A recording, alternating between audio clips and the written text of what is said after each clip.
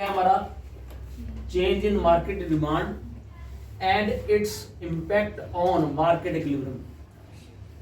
देखो हमने market equilibrium को डिस्कशन की इसके ऊपर कि मार्केट कब बैलेंस में आती है, कब इक्विलिब्रियम में आती है।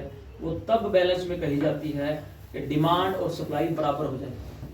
कोई ऐसा प्राइस जिस पर डिमांड और सप्लाई बराबर हो जाए तो वो सिचुएशन बनती है मार्केट इक्विलिब्रियम। इसका मतलब ये है, इसको हम प्राइस डिटर्मिनेशन भी बोलते हैं कि प्राइस डिटर्मिन हो ना। देखो किसी भी प्रोडक्ट का जो प्राइस है, जैसे मैं कह दूं कि ये 20 रुपए का मार्कर है, ये तब तक ये इक्विलिब्रियम प्राइस नहीं होगा जब तक 20 रुपए पर कोई खरीदना नहीं चाहता और 20 रुपए पर कोई बेचना नहीं चाहता। प्राइस इसका तभी डिसाइड होगा जब कोई खरीदने वाला भी है 20 रुपए पर और 20 रुपए पर बेचने वाला भी है। वही सिचुएशन है मार्केट इक्विलिब्रियम की। उसी को मार्केट इक्विलिब्रियम बोलते हैं कि बैलेंस आ गया, डिमांड और सप्लाई बराबर हो गई। लेकिन इस बैलेंस में, इस इक्विलिब्रियम में चेंजेस आते हैं जब कुछ चेंजेस आते हैं डिमांड में या फिर सप्लाई में। पहले हम चेंज इन डिमांड को देखेंगे कि वो कैसे इफेक्ट डालता है मार्केट इक्विलिब्रियम पर। तो जब भी हम चेंज की बात करते हैं तो चेंज दो तरह के होते हैं। कौन कौन से? एक है इंक्रीज इन डिमांड और दूसरा डिक्रीज इन। तो मार्केट डिमांड या तो इंक्रीज हो सकती है या डिक्रीज हो सकती है।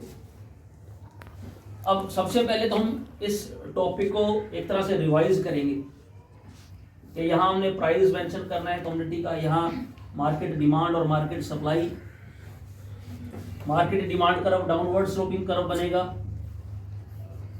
Market supply curve upward sloping curve बनेगा। ये बेसिक रिवीजन है जो हमने पिछला टॉपिक किया था। और ये वो पॉइंट है इंटरसेक्शन का, इक्विलिब्रियम पॉइंट है जहां पर दोनों कट कर रहे हैं, दोनों की वैल्यू बराबर है। इसी की वजह से ये प्राइस डिटरमिन हो रहा है, ये प्राइस फिक्स हो रहा है मार्केट में इस क्वांटिटी का। और ये इक्विलिब्रियम क्वांटिटी है, मतलब वो क्वांटिटी जहां पर मार्केट डिमांड और मार्केट सप्लाई की वैल्यू बराबर है। अब देखो टॉपिक हमें क्या बता रहा है कि चेंज इन मार्केट डिमांड, और वो चेंज कैसा है? Increase in market demand.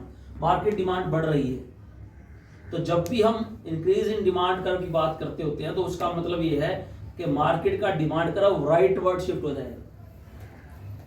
ठीक है, इंक्रीज इन मार्केट डिमांड का मतलब क्या है? मार्केट डिमांड का राइट वर्ड शिफ्ट हो जाना।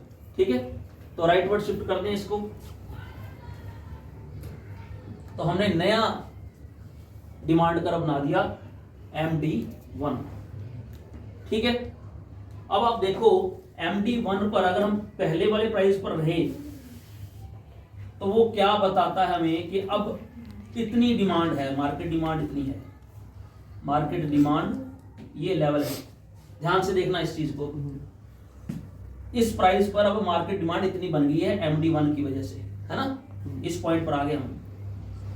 कोई डाउट है यहां तक? नहीं है।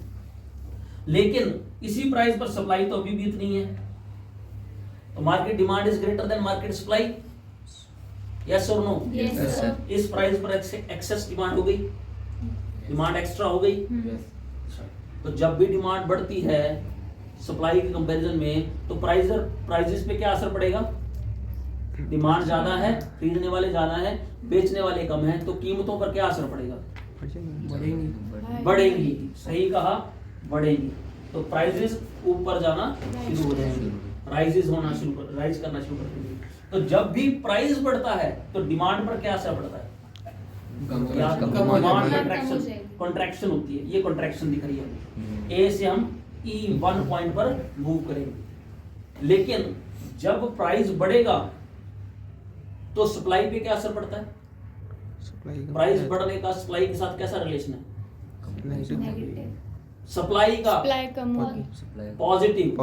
जब प्राइस बढ़ता है तब सप्लाई बढ़ती है। तो ये सप्लाई कर्व है, ये वाला सप्लाई कर्व है। तो हम E पॉइंट से E1 पॉइंट पर सप्लाई की एक्सटेंशन करेंगे।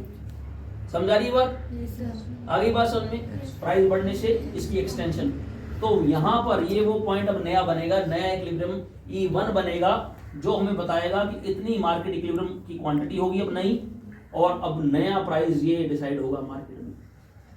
ठीक है, ये इंपैक्ट आ गया मार्केट के ऊपर, मार्केट इक्विलिब्रियम के ऊपर। किसका? इंक्रीज इन डिमांड का। प्राइस बढ़ गए, इक्विलिब्रियम क्वांटिटी भी एक्सटेंड होगी, बढ़ गई है पहले से। ठीक है, क्लियर है? पक्का? अब इसका ऑपोजिट देखिए हम, डिक्रीज इन मार्केट डिमांड।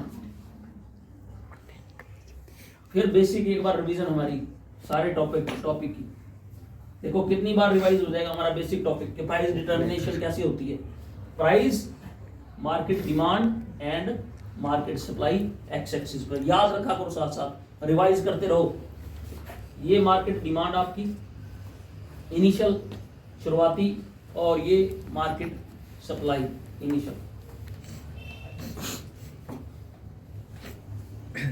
ठीक है, अब क्योंकि ऊपर लिखा हमने decrease in market demand, market demand घटेगी। जब मार्केट डिमांड बढ़ रही थी तो राइटवर्ड शिफ्ट हो रहा था, अगर मार्केट डिमांड डिक्रीज होगी तो क्या होगा? लेफ्टवर्ड शिफ्टिंग होगी। तो लेफ्टवर्ड शिफ्टिंग हमने ये दिखा दी, MD1। ठीक है, अब पहले इक्विलिब्रियम पॉइंट ये था, इसकी वजह से ये वाला इक्विलिब्रियम प्राइस था, है ना, और ये वाली इक्विलिब्रियम क्वांटिटी थी।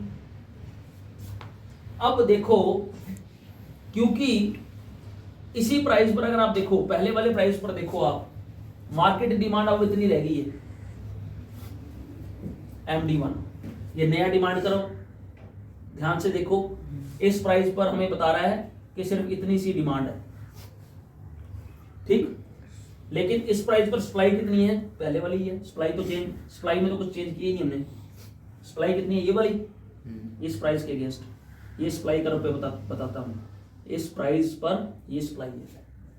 ठीक है ना? Yes sir. पता चल रहा है? Yes sir. अब मार्केट सप्लाई ग्रेटर है मार्केट डिमांड से, तो एक्सेस सप्लाई होगी। मार्केट सप्लाई ज्यादा है, मार्केट डिमांड इतनी रहेगी, यस सर। एक्सेस सप्लाई होगी। Yes sir. बेचने वाले ज्यादा बैठे हैं, खरीदने वाले कम हैं, प्राइस पे क्या असर पड़ेगा? कम हो जाएगा। प्राइस कम होगा। तो जब प्राइस कम होगा तो डिमांड ज्यादा होगी, इधर की ओर जाएगी फिर वो, राइट वर्ड। ठीक है, यस। राइट वर्ड ही ये एक्सटेंशन का पॉइंट है, ए से इस पॉइंट की तरफ बढ़ेंगे। और दूसरी तरफ जब प्राइस घट रहा है तो सप्लाई पे क्या असर पड़ेगा?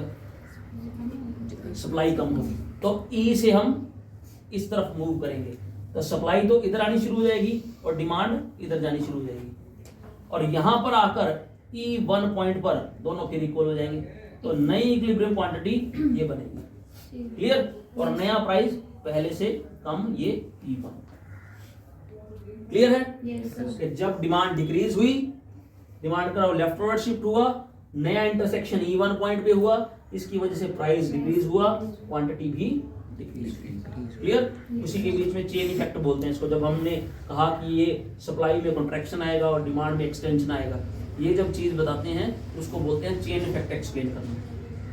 पेपर में पूछा जा सकता है कि एक्सप्लेन करो चेन इफेक्ट। ठीक है, क्लियर है? Yes sir. पक्का? यस। खत्म करें इस टॉपिक को? Yes, sir. कोई डाउट है तो बता दो। No, sir. चलो ठीक है।